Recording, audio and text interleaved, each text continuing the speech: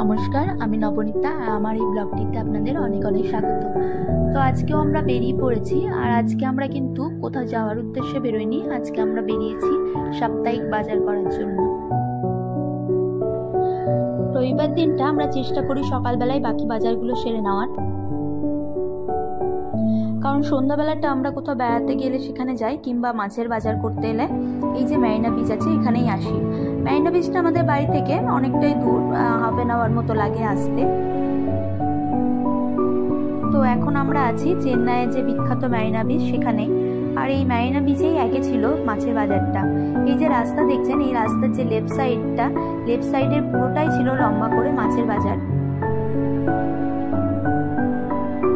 আর ডান দিকে যে সবুজ রঙের বিল্ডিং গুলো দেখা যাচ্ছে, এটা হচ্ছে যারা মাছ বিক্রি করেন তাদেরই হাউজিং। তো আগে এই রাস্তাটাই ছিল চেন্নাই যে মেরিনা বিচ আছে সেখানকার ফিশ মার্কেট।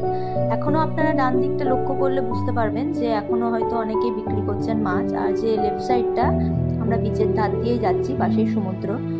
আর এই যে সামনেই, এখান থেকে বেশি দূরে না, আর জাস্ট 5 মিনিটের পথ এখান থেকে গেলেই যে ফিশ মার্কেটটা সরকার থেকে এনারা বানিয়ে দিয়েছেন সেটা। তো এখনো এই যে ডান দিকে যারা বসছেন তারা হয়তো এখনো সরকার থেকে কোনো নোটিশ পাননি, বা সরকার হয়তো এনাদেরকে এখনো লক্ষ্য করেননি, নাহলে এনাদেরকেও শিফট করে দেবেন। আগে আমরা এখানেই আসতাম মাছ কিনতে, কিন্তু তারপরে দেখলাম যে রিসেন্টলি 2 সপ্তাহ হয়েছে সরকারের পক্ষ থেকে এই যে রাইট সাইডে দেখছেন একটা তাঁবুর মতো বিল্ডিং, এটাই হচ্ছে সেই ফিশ মার্কেটটা। তো এখানেই ওনাদেরকে শিফট করিয়ে দিয়েছেন।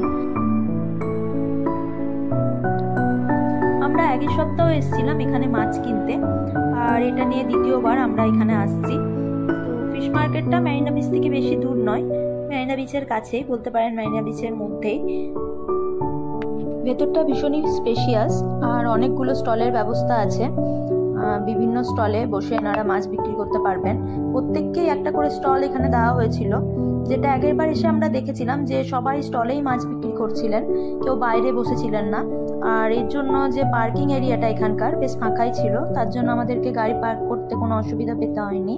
কিন্তু এবারে এসে যে দেখছি যে অনেকেই যারা পেছনের দিকে স্টলে পেয়েছিলেন তারা কিন্তু বাইরে এসে এই পার্কিং এরিয়ার মধ্যে এসে আবার মাছ বিক্রি করতে শুরু করেছেন। তার জন্য এবারে যেটা হয়েছে যে গাড়ি যারা নিয়ে আসছেন তাদেরকে কিন্তু গাড়ি পার্ক করতে বেশ অসুবিধা পেতে হচ্ছে। আর এই যে মাছের মার্কেটটা, ফিশ মার্কেটটা, এটার একটা এক্সিট এবং একটা এন্ট্রি আছে, কিন্তু এনারা এক্সিটটা পুরো ব্লক করে রেখে দিয়েছেন। আর তার জন্য যে দিক দিয়ে এন্ট্রি সেদিক দিয়ে সবাই এক্সিটও নিচ্ছে। তো তার ফলে আরো বেশি গাড়ি ঢুকতে এবং গাড়িকে বার করতে অসুবিধা পেতে হচ্ছে।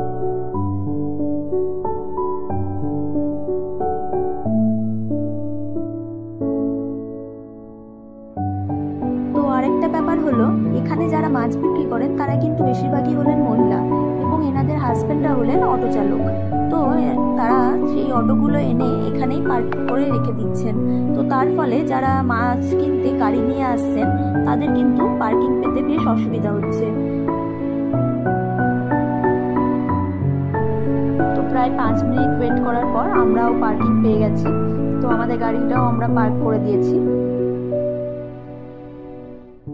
এবারে চলুন দেখে আসি কি কি মাছ আছে আজকে।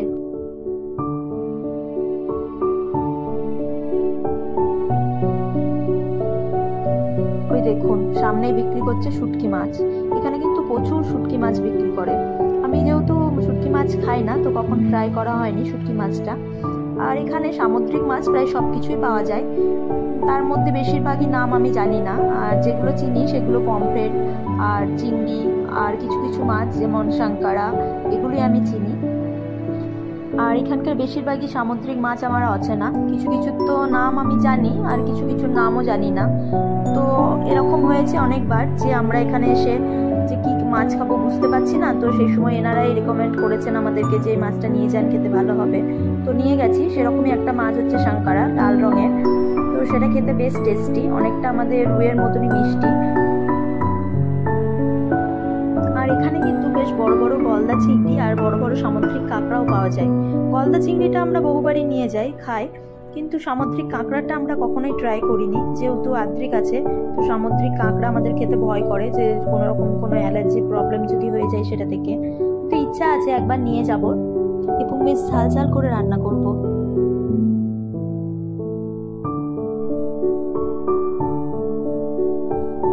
এখানে আমরা যেহেতু অনেক বছর ধরেই আছি চেন্নাই, তো তার জন্য আমরা এখানেই সবসময় মাছের বাজার করতে আসি এবং এখানে এর জন্যই আমাদের একজন দিদিও আছেন যার কাছেই আমরা সবসময় মাছ কেনার চেষ্টা করি। আর উনিও জানেন যে আমাদের টেস্টটা কীরকম, আমরা কী মাছ পছন্দ করি, তো সেই মতনই উনিও মাছ রাখার চেষ্টা করেন।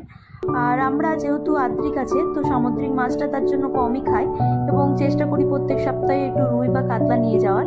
আর ওই দিদিও যেহেতু জানেন যে আমরা রুই কাতলাটা বেশি পছন্দ করি, তো উনিও চেষ্টা করেন রুই কাতলাটা আমাদেরকে প্রত্যেক সপ্তাহে দেওয়ার।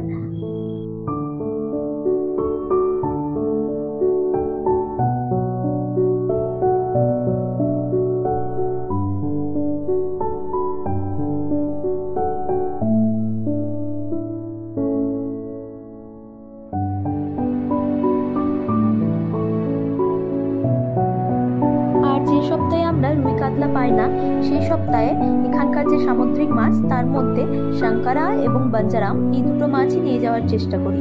বাঞ্জারামকে তো এনারা এখানকার মাছের রাজা বলেন। আমরা যেমন ইলিশকে বলি মাছের রানী, আর আমরা ইলিশ মাছটা যেমন পছন্দ করি খেতে, ইলিশ মাছটা যেমন আমাদের কাছে ভীষণ টেস্টি, সেরকম এনাদের কাছে আবার বাঞ্জারাম মাছটা হলো মাছের রাজা।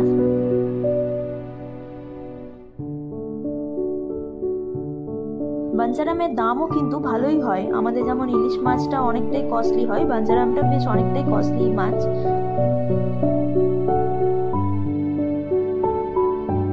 আর এছাড়াও এখানে চিংড়ি, পমফ্রেট এগুলো তো অ্যাভেলেবেল থাকেই সবসময়। এখানে এসে একটা জিনিস এনার মধ্যে দেখেছি যে আমরা বাঙালিরা যেমন এক সপ্তাহের মাছ আমরা স্টোর করে রেখে দিই সময়ের অভাবে ফ্রিজের মধ্যে, এনারা কিন্তু মাছ স্টোর করে রাখেন না। এনারা একদিনে যতটা পরিমাণ মাছ খান সেই পরিমাণ এনারা মাছ নিয়ে যাবেন এবং সেই দিনই এনারা কিন্তু রান্না করে সেই মাছটা খেয়ে নেন। এনারা কিন্তু মাছ খুব একটা বেশি ফ্রিজে স্টোর করে রাখেন না।